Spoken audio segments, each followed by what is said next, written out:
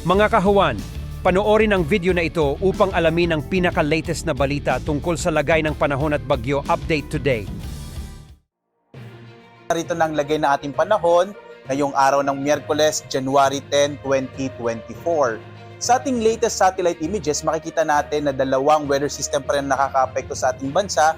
Itong northeast monsoon o hanging amihan na siya nakaka-apekto sa mahilagang bahagi ng Luzon, habang easterlies o yung hangin na nagmumula dito sa karagatang Pasipiko ang siyang nakaka-apekto sa nalalabing bahagi ng ating bansa.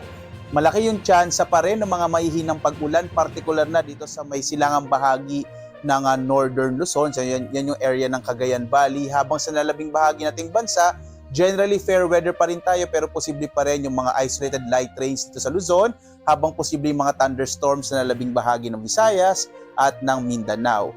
Base naman sa pinakahuling datos natin, wala pa rin tayong minomonitor na anumang low pressure area. Posible hanggang sa weekend, maliking tsansa na magkaroon tayo ng bagyo na maaring mabuo pumasok sa loob ng Philippine Area of Responsibility. Base nga sa ating pagtataya ay isa hanggang isang bagyo ang maaring mabuo pumasok sa loob ng Philippine Area of Responsibility ngayong buwan nga ng Enero.